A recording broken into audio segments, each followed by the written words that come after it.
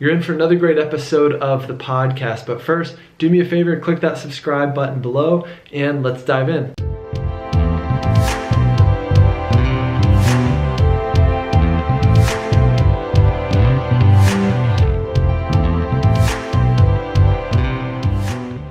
Or long, your badass therapy practice.com. Come, baby. Coming at you. Sorry, I'm wearing the same outfit as I was in our last episode. I am too. Sorry, I look the exact same. And hold on, change the part quickly. Okay. Yeah, dudes can't change their appearance quite as fast. Can't just take the shirt off though. That would be a whole different genre of podcast. Different podcast, totally. Then you have to tell iTunes this is not suitable for all audiences. Actually, I do have to do that for this. Yeah, we already have to do that in the last one, and I have to tell the audience now because we say language that's not bad politically words. correct. So if you're sensitive to bad words, in all seriousness, this is probably not the episode for you. But if you love curse words, then boy, do we have an episode for you. So if you've got little ones in the car, unless you want to teach them some new words, you might want to pop in those earbuds. Because we're about to say... Fucking A. Here you go. Hey, that rhymed. Didn't mean to. Also in the last episode... I try not to make terrible jokes, but sometimes I have to, and I always am making jokes in my head. But we were talking about succulents. You were like, oh, I was like, yeah, succulents everywhere. And I was like, I told my designer that I suck at choosing things. And I was like, you suck at succulents. Oh, snap. That was a dad joke. Isn't that terrible? And now, right. And I don't know why I'm saying it now, because it's even less funny now because it's not in the moment. And people are like, bro. But that's why we love you, right, John? Because you're yourself. I don't know if people love me. I mean, well, we also don't care all that much, but that's part of the allure. Like, that's your personal brand. You say weird dad jokes that aren't all that funny. It's endearing. I'm starting to say weirder and weirder things for sure. Like this. What is that? Okay, if you're just listening to audio, Laura has a teeny tiny cat. Is that a button? What is that? It's a cat. Look, it's the size of my pinky now. It's a cat, but is it what do you do with it? It's called a wisdom cat. I have no fucking clue what it does, but someone got it for me as a gift. Is it my just designer a got it trinket, for me or does it can you wear it? Is what I'm saying. Oh no, it's not like a wearable. I mean, it's just a teeny tiny little cat with a little tail. I mean, I can't even balance it on my finger. Like just something for you to lose. Show it to you. It just looks like a good thing to misplace immediately. Yeah, well, I mean, I just put it on my little desk. Look how tiny it is. It's so little. I just go. See, there it goes. It's gone. Yeah. Did you pay your I hope you paid your designer to furnish that tiny cat that's literally the size of your pinky. My pinky now. Your pinky. No, it's just like a little gift. I don't know what it is. But she called it a wisdom cat, and I like cats, so I mean, it just hangs out there like this, just looking at me. It's almost like, when you go into any Asian restaurant and there's the cat just doing this. Yeah, with the paw up. I love that. What is that? I want that. Where can I tried sitting in the the other booth, the other side of the booth, so I wouldn't see it. And then there's another one just right there on the sushi bar. Oh, shit. So wherever you're sitting, you see, the weird paw cat. That's how you know you're in a Chinese restaurant, when there's one at every angle. No matter where you sit, you just can't. What does it mean? It's just creepily waving. Yeah, same motion. And it's slow too. Yeah. Now, anyone who hasn't noticed this before is going to go to a Chinese restaurant and see it and be like, they're going to see. No, they're going to see him everywhere. They're going to see one on the side of the road, like in a horror movie, and be like, "What?" And then you glance back and it's gone. Like, I knew I shouldn't have listened to that podcast with Laura Long. It's the dark arts. Yeah, you say it and you just you manifest the cat. I don't know. I guess there it is. There it is. So little and cute. The cute little guy. What are we getting into today? Well, I was hoping you had a plan. Oh, there you go. Just relying on me. This is basically your show. You're on here more than I am. We're going to talk tell about. me where we're going. Oh, it's like a magic carpet ride. Similar. So romantic. We're going to talk about authenticity. Never heard of it. It's a real thing. Have you seen, oh my gosh. Have you seen I Heart Huckabees? No. Oh my gosh. So you have to see this movie. It's basically this weird indie film that's basically like an existential film, and there's these existential detectives that help this guy who's feeling really lost. And he goes in their office and he tries to get their help figuring out like, what is my life? What does it all mean? And there's moments like the waving cat, like showing up on the I was just thinking, like, what does it mean for my life? What like, is it that? It could mean everything. It could mean nothing. What so does it mean? Tiny cat. So it could, so basically he's in the office at one point and he's talking to the existential detectives and he just goes, how am I not myself? And the thought of that freaks him out so much. And he starts saying it over and over again. And then the detectives start singing over and over again. And they go, how am I not myself? How am I not myself? How am I not myself? How am I not myself? And the thought of it takes him deeper into now I know exactly panic. why I haven't seen this movie. That sounds terrifying. It's playful though. I know it is terrifying. Yeah. And I quote it in therapy a lot actually, when we're talking about like being oneself. But he's like this moment, it's like, how am I not myself? How am I not myself? What are the ways in which I'm not myself? Trippy, damn. Huh? Drop that mic. Psych your mind out. So, John, let me ask you a question. Why do you think therapists are afraid to be themselves in their marketing? I honestly think it starts in graduate school. And here's how it was phrased to me. Because when I was learning to be a therapist, my professor kind of told us, you sit a certain way, you don't cross your legs, you nod like this, you don't nod like this, you paraphrase like this, right? You reflect like this. And if you chew gum, I will murder you in your sleep. Right. Unless you give the client a piece of gum. And then you've got boundary issues. You start bartering for gum, therapy sessions for gum. And then you cannot afford a nice office. So. Yeah. It's a fringe benefit of working with me as a therapist is free bubble gum, free juicy fruit. Like or like the double bubble thing where it's like, it's awesome for like 8 seconds and then it just becomes cement in your mouth. Yeah, it's just overwhelmingly like bulky and a problem. So, anyway, I was asking him, like, we kind of all look the same. We're all doing therapy. We all kind of look the same, very mechanistic. And his answer was kind of like, well, we have to teach everyone how to march, like how to kind of fall in line, what the, how to, bring order to therapy and how to march. And then from there, you learn to kind of play your own instrument. You learn to add your inflections. You learn to add some color to kind of how you work. And I do think it's a process as a therapist of going from being like, oh my gosh, I'm this therapist. I need to be this way. And I need to be like calm and nodding. Fidelity to the model. Yeah. And then over time you experiment with being more yourself and hopefully it goes well. If you're like a good person, it goes well and you do it a bit more. You mean if you're not like awkward and weird or if you're not like an asshole? Both. Either one. Both. And then eventually you're completely yourself as a therapist. I think that's a parallel, but I think then when you go from, okay, maybe even if I know who I am as a therapist, it doesn't mean I know how to describe what I do or how to do it authentically or how to not be salesy or sell myself, blah, blah, blah. That's when we start to get really tripped up. And I think that's when our marketing falls flat. Yeah. What do you think? I totally agree. So that sounds like a cop out, but no, totally. I remember being in grad school, same experience, except we didn't get that whole, like, we're just teaching you how to march and then you can be yourself. We got the like, no, this is how you do it. Mm-hmm. There is no other way. And like boundaries. And now looking back, I get it. Like, yeah, they were teaching us how to march. But like, I remember so many times complaining, like, what makes me different than anybody else? Like in grad school, I was complaining. Like, why would anyone come to see me then if I'm just doing exactly what the next person's doing? And they never could quite answer that in a way that satisfied me. And so now I think, right? Yeah.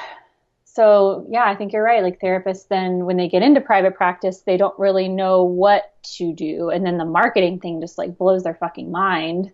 Like, well, no, I have to just do it the way that I see it happening, like with the car dealerships, right? Mm-hmm. Or I just have to do it like what other people say I need to do. And they don't realize that you just being you is how you market yourself. Mm-hmm. Because the clients who are going to do the best work with you are going to love that about you. I mean, yeah. How am I not myself? How am I not myself? Let me tell you. So I was having a conversation with one of my students the other day.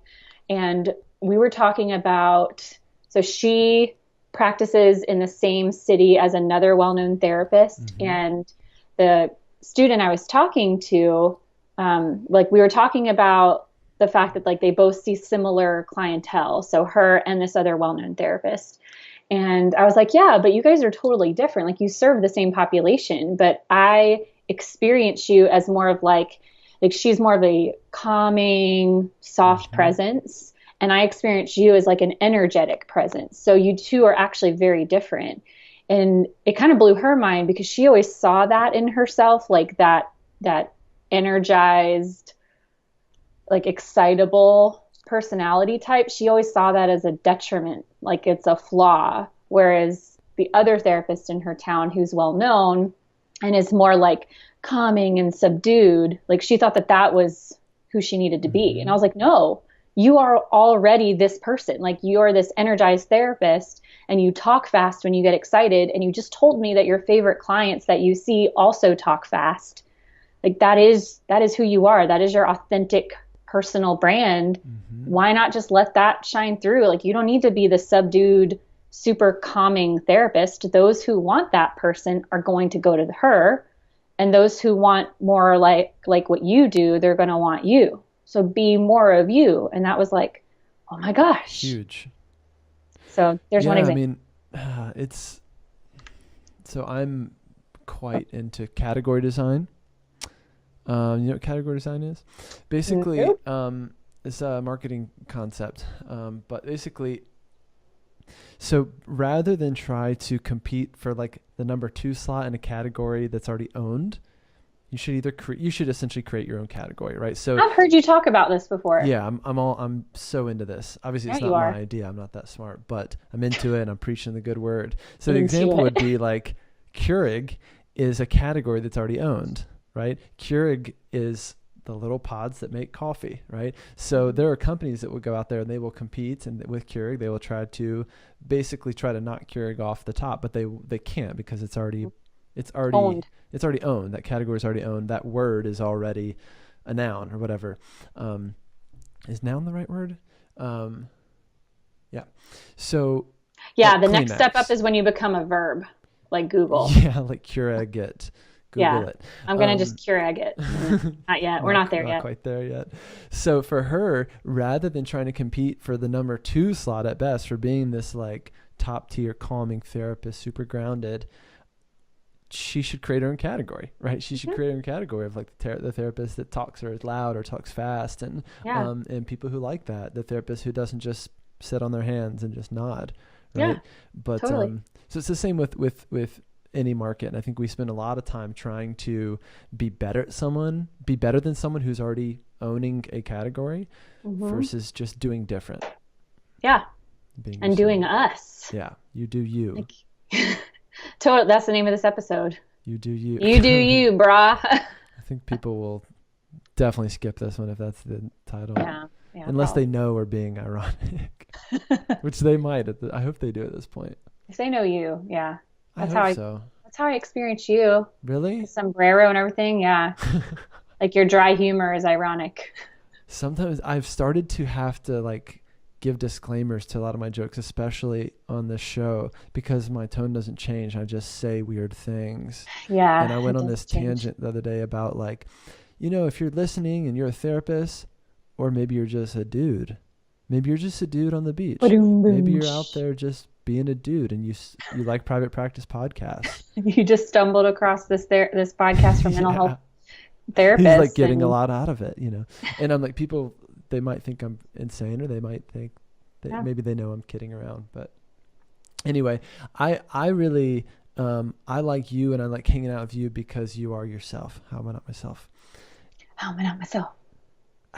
Especially when it comes to like, I feel like the private practice coaching, consulting, helping therapists build practices is becoming more and more populated. I mean, there's just more resources, more people out there throwing their hat into the ring. Even since I've known you, there's been a lot. Totally, yeah. So do you feel like from the beginning, you kind of knew who you were and you came on the scene and you're kind of like, fuck it, I'm here and I'm going to say fuck it. And some people are like, I don't really like that girl that says fuck it. And then other people are like, fuck yeah, I love that girl Where's that Laura says fuck Long? Yeah. it. So did you come onto the scene like that, or was it a feeling out process, or what? Um, I'd like to think that I came out like, guns a-blazing and Mm-hmm. just, saying fuck all the time. I'm sure I was a little bit more subdued than that, but that was my whole platform when I first did this is I wanted it to be fun. And for me, like fun is being able to just cut up and tell it like it is. So I did do that, but maybe it wasn't as in your face until I started getting the feedback of people being like, dude, I love that you just like show up like that and you're just like no holds barred and you're pushing the envelope. That's really cool. And so then it kind of gave me a little bit more permission to do it. And so here we are like 3 years in. And so now I really just don't give a shit at all anymore about people being offended. Why do you think that is? Why do you think you're more okay with not giving a shit?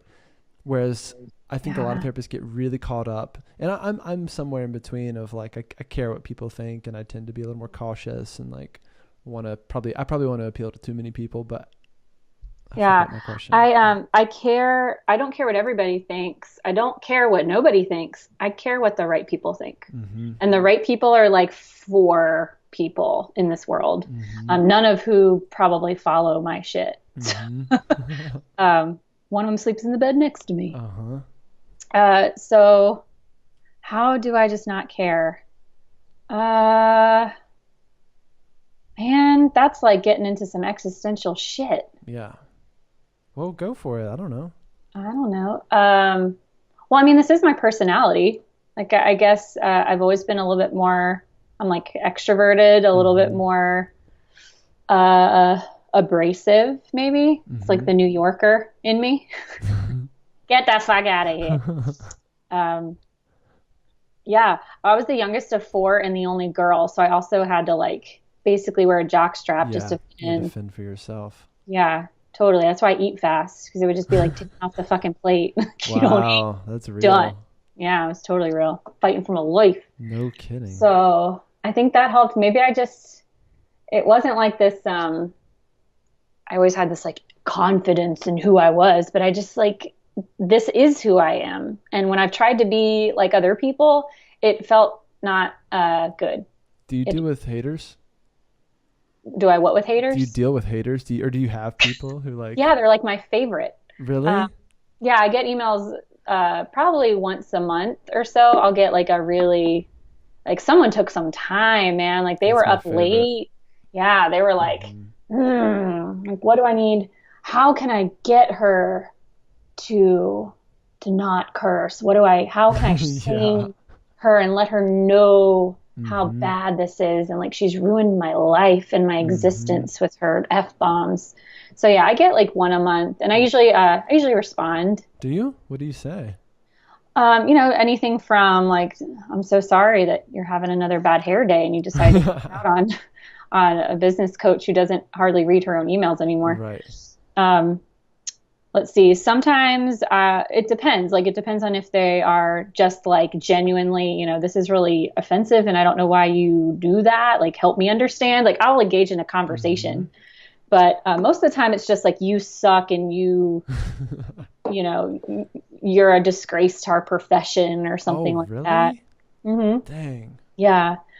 But like I think it's funny. Like that person had to sit down and spend like an hour writing like I wish I had what you have, which is like just seeing it all as funny and just being like, womp womp, this is funny. It is funny because funny back. Like if they had spent that time actually trying to grow their practice, maybe they wouldn't have had to like, I don't know. But don't you think part of it comes from jealousy? Why else would people who have nothing to do with you, who are not your student, they haven't paid you $1, why would they go out of their way to cut you down? Yeah. It's interesting. I think they see the success that you're having. Sorry to interrupt. See the success that you're having. See that people like you. See that you have a following. And I think the more of a following you have, the more there are those people who come out and troll you and want to cut you down. They want to like level the playing field in a way. Do you think that's true? I think that's a really cool way of thinking about it that I hadn't considered before.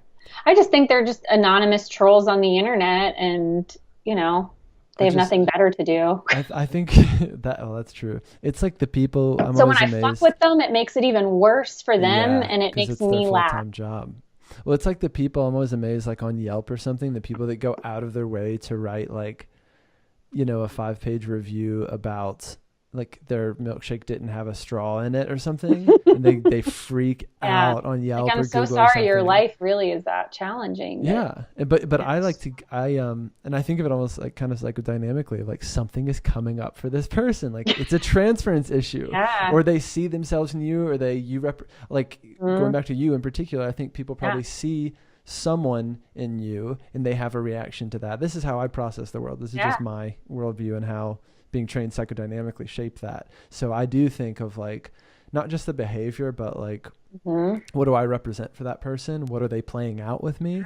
And how can I not play into that, because I'm not your therapist and we don't have a platform to work through your transference together. So that's how I think about it. Yeah. But, well, I mean, at the end of the day, I'm not going to change their mind. They're definitely not going to change mine. Like, what are they expecting? Are they expecting me to just be like, oh my God, I never realized that when I say shit, that actually is a disgrace to this entire profession. Like, holy fuck, I need to just like close my doors. That's not going to happen. So, and I'm not going to change their mind and be like, so how does me saying fuck, how is that a disgrace to our profession? Like, help me understand that. So like, this is not going to be a productive conversation. So I might as well, toy with you and show you exactly how puny you are. Tiny kitten. Little kitten. Well, there's a difference between being open to feedback and trolls. Yeah. People who are trolling you. And sometimes I have to try to figure out where that line is, right? Because there are people who've reached out to me. I really take it to heart. Like, you guys can know this about me. Like, if those emails, if they do get past my assistant, hopefully they don't most of the time, but when they do, they make me sick to my stomach. I really hate them. I have really a whole feel folder it. for them. Yeah, see, I wouldn't even make a folder because that means it's they called still entertainment. exist somewhere. See, this is why you're great, because you like think it's funny and you laugh it off, and I'm like lose 2 nights of sleep over it because I do care. Because they don't matter. Well, this is 5 people in your life who matter, and the trolls are not on the list. But yeah, and again, but I have to sort out if it's a true like piece of feedback, or let's say someone who has worked with me or bought something or spent $1. And it's feedback, but maybe it's like feedback with a little bit of trolling in it, a little bit like, I think you're trying to cut me down, or like try to get me to give you $1 back, or whatever it might be. I just sometimes I want to make sure people are being genuine. If they're being genuine and they're offering me feedback of like something I'm doing, then I want to be open to taking it, right? On the other hand, the more work you do online, the more you're opening yourself up to people, and they figure out how to get in touch with you.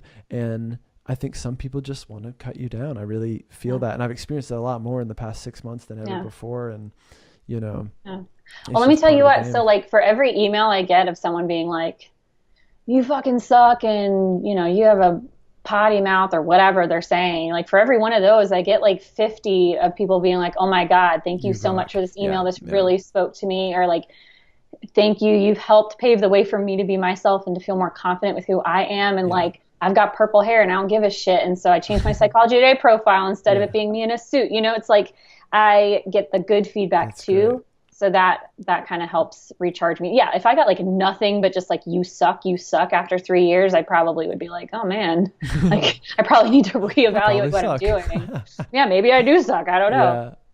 Well, that's a good point. And whatever we focus on grows and gets bigger. Say that a lot. And, we do have a choice what we focus on, right? I have I have a couple of things to my left. One is like a letter from a young person I worked with at a nonprofit who like was having a really hard week, and I helped her through that. And like we talked a lot about what it means to be a leader and stuff like that. So I have to kind of have things like that on hand sometimes because the negativity is real and it pops up. And I think there's also like the shock of it sometimes of like, given that we have so many channels, and if you're an online entrepreneur, you have all these channels where someone could talk shit and it could just pop up here on Instagram or wherever. And I don't know. I'm trying to get better at letting it roll off my back and figuring out like, how to move through it more quickly.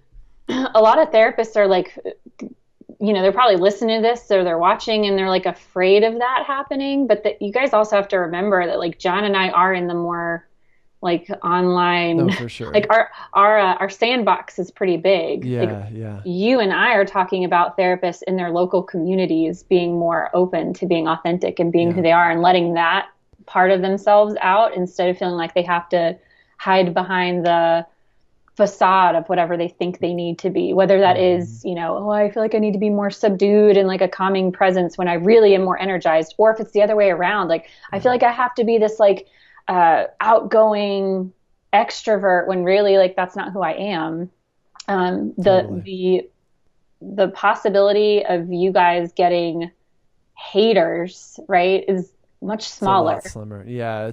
And it's going to look different too. It's not even going to really be a hater as much as it's going to be someone who maybe isn't supporting what you're trying to do. So if you're like, it could be a client or a potential client who says like, your fee is too high. And I know that's an exact problem. I was speaking with a therapist this morning about that. I can't afford you. Part of the fear. It was, not only can I not afford you, but I can't believe you're charging this much. And that can really be heavy for a therapist to deal with. And we have to be prepared for that. We have to be okay with that. I have a real life example of something like this happening in my private had and I wish I had time to pull up the email really quick. So a person reached out to me, I don't know, 2 months ago for therapy. And I think it was through my Psychology Today profile or something. And so they emailed me and then asked if I took their insurance. And then I emailed them back just saying how I don't take their insurance and blah, blah, blah. And then like they pretty quickly emailed me back and it was short and it was kind of curt. And it's just like, I'm sorry. I don't even know if they said I'm sorry. It wasn't that nice, but it was just like, like refer me out because I won't work with someone who won't take insurance or something. Like it was more of like a general, if you don't take insurance, I refuse to work with you is kind of like the undertone. And I responded back. I don't remember exactly what I said, but I was really supportive. I was just like, totally get it. Like, I understand, using your insurance is really important. So why don't I help you find someone who takes your insurance and I'll hook you up with that person. Like I'll connect you. And I went out of my way to find this person, a therapist who takes their exact insurance. It was kind of like a lesser known one in my area, got them in touch with each other. And that person emailed me back and was like, thank you so much. Right. So they were like, they turned from being, you suck, I can't believe you don't take insurance, like from a more like morality thing. Like I won't work with someone who doesn't take insurance, to then being like, thank you so much for helping me and finding me this person. Like, I'm so grateful. And it's like, they were kind of a hater, right? Yeah, for sure. But I could have responded and been like, well, here are all the reasons why I don't, and like engaged with them. But you already know that client's not going to come see you anyway. They're not a good client for you. They're already, So I killed him with kindness, which is actually, I guess people would think that that's the opposite of what I would do. But that's a good approach though. That is, I mean, it's kind of like dealing with a bully. Like if you're a kid, the best way to do it is to kill them with kindness or show them that it doesn't affect you, right? Because if a bully doesn't get a rise out of you, then they're not going to bully you again. So I mean, clearly this person had this like idea of who I was, like in their mind, like, oh, she doesn't take insurance, that must mean that she's all these things. Correct, right? Correct. So I basically demonstrated to her that I will still go above and beyond for this person, regardless of whether or not I'm actually going to work with her. For sure. So that was cool. So we get haters in different ways. It may just be a client who's like, I can't afford you. Or it could be other therapists. I was going to say, it could be a colleague. Whatever it might be. But well, there's some, I've gotten emails from therapists who are trying to like niche down in their towns, and they're getting like shade from other therapists who are like, for sure. Totally. Especially if you're the first one to do it.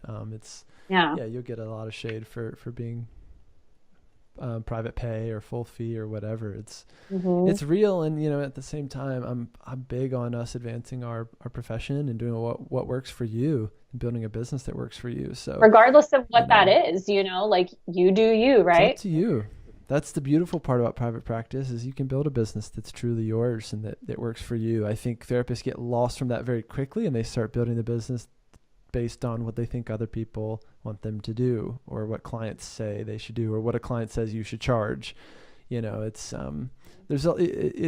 easy to get pulled in a lot of different directions in building a business of any kind.